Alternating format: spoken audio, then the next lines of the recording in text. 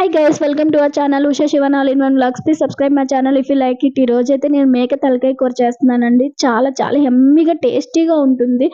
ఎవరైనా నచ్చని వాళ్ళు కూడా చాలా ఇష్టంగా ఒక్క ముక్క కూడా మిగిలించకుండా తింటారండి. ఈ ప్రాసెస్లో చేసి పెట్టండి, తప్పకుండా చాలా ఇష్టంగా తింటారు. ఫస్ట్ అయితే నేను మేక తలకాయ ఉప్పు పసుపు వేడి నీళ్ళతో ఒక 2-3 టైమ్స్ బాగా క్లీన్ చేస్తానండి. వాటర్ అనేది ప్యూరిఫై అయ్యే వరకు మంచిగా క్లీన్ చేస్తాను.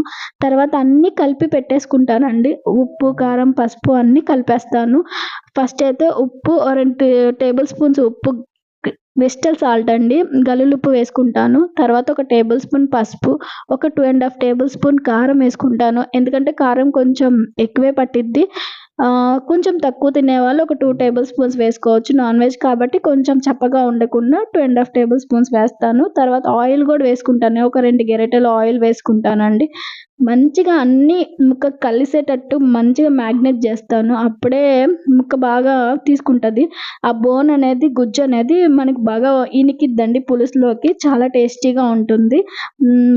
తలకాయ కూర అనేది బోన్సే ఉంటాయి కాబట్టి అట్లా మనం నీట్గా చేసుకోవాలండి, మ్యాగ్నేట్ చేసి పెట్టుకోవాలి. తర్వాత నేను జింజర్ పేస్ట్, అల్లం వెల్లుల్లి పేస్ట్ ఒక 1/2 టేబుల్ స్పూను, ఆనియన్స్ కూడా కట్ చేసుకొని ముందే వేసేసుకుంటానండి. మ్యాగ్నేట్ చేసేటప్పుడే అన్నీ వేసేసుకుంటాను, అప్పుడు నీట్గా మనకి ఉంటాయి. తర్వాత నేను ఒక టమాటో ప్యూరీ కలిపేస్తానండి. మిక్సీ పట్టి ఒక ప్యూరీలా చేసుకొని పెట్టేస్తాను.